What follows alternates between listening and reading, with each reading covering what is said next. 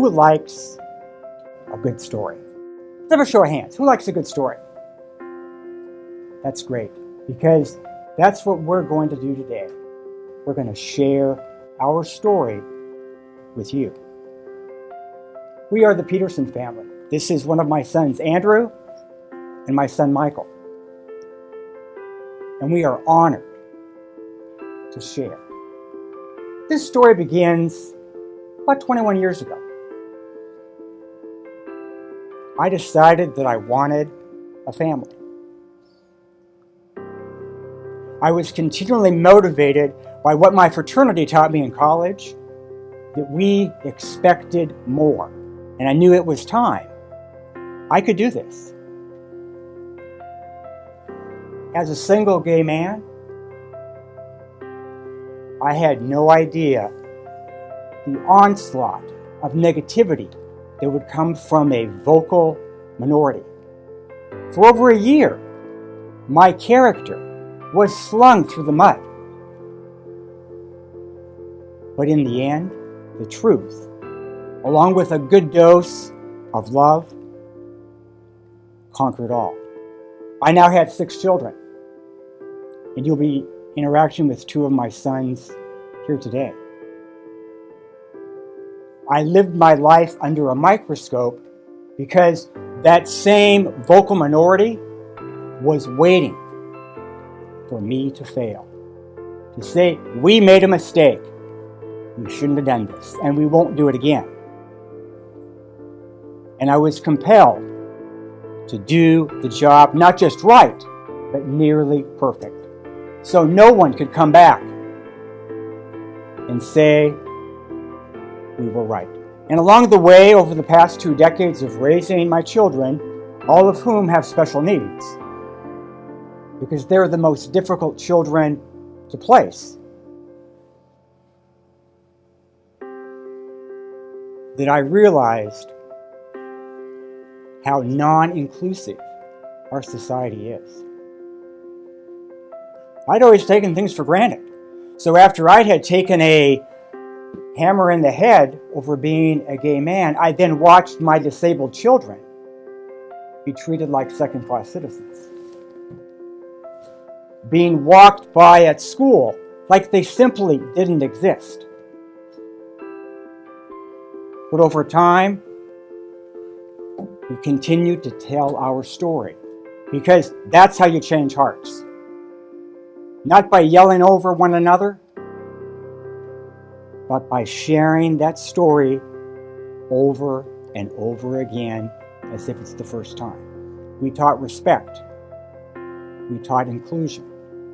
We taught the power of one person being able to make a difference.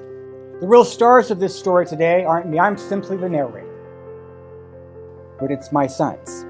I'm now going to turn it over to Andrew, who's going to share some of his life experiences with you. So go at it, Andrew. Today, I still love to run. For the 2014 National Games, I trained 6 days a week with runners faster than me.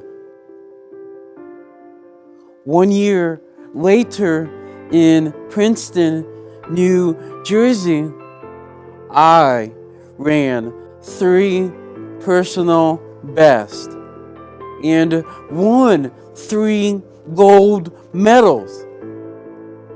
At the 2018 National Games in Seattle, I added another gold and 2 silvers.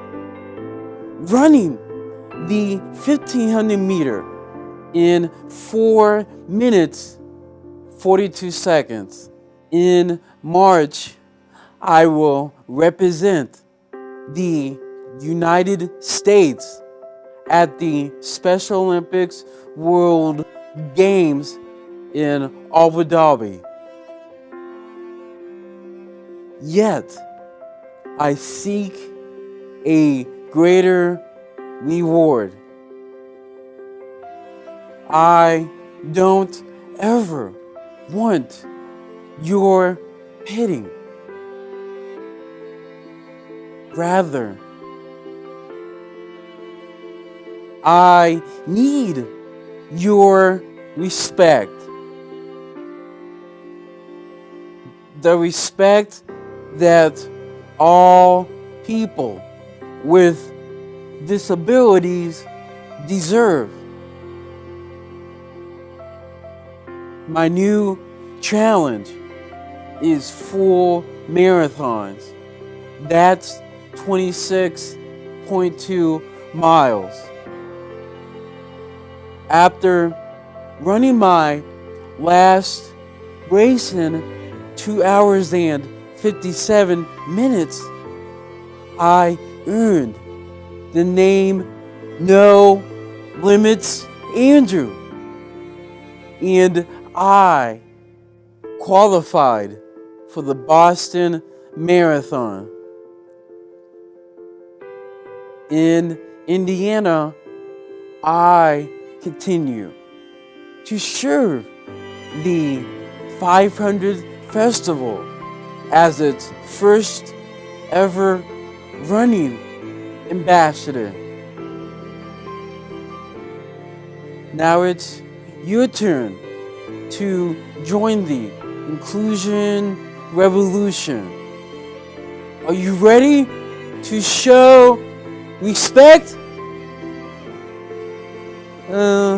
I can't hear you. Are you ready to stop bullies? Yes. That's more like it. I hope bullies are never, and I mean never, welcome here. Students of State University, the time is now.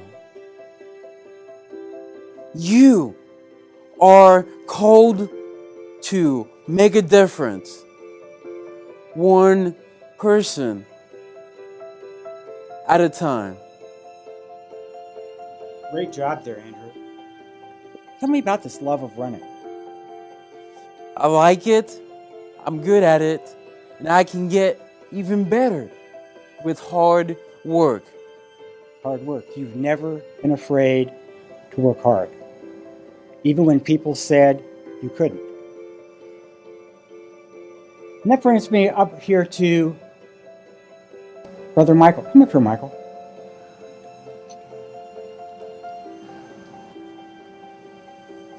Was working hard something you really wanted to do? But it took effort to eventually get it right? And are you now going to sing to us about getting it right? Okay, Michael, you take stage and you do that for us.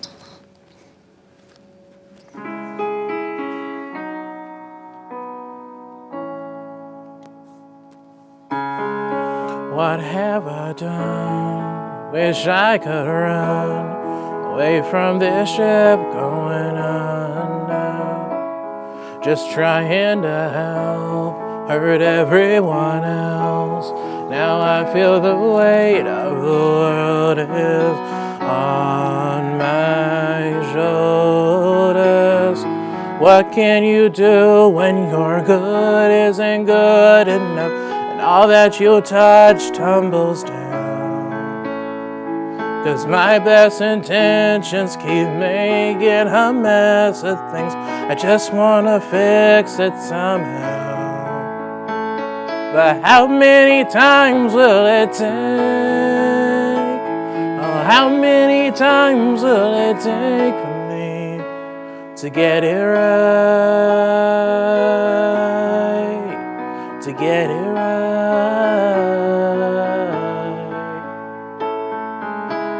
Can I start again with my faith shaking?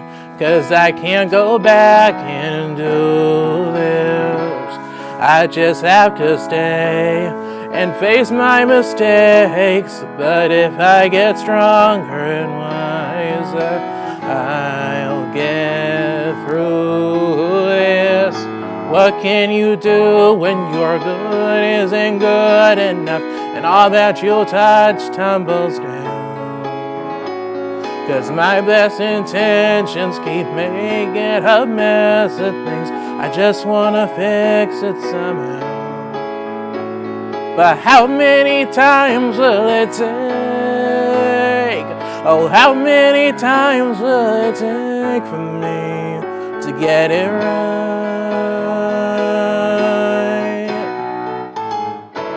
So I throw up my fist, throw a punch in the air, and accept the truth that sometimes life isn't fair. Yeah, I'll send out a wish, yeah, I'll send up a prayer, and finally someone will see how much I care.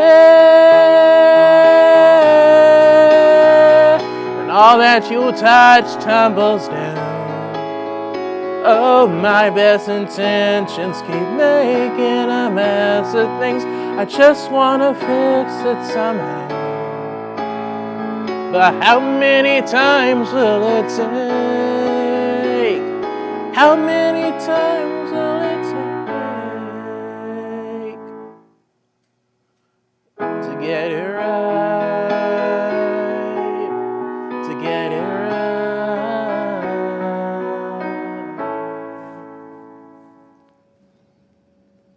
Great job, Michael.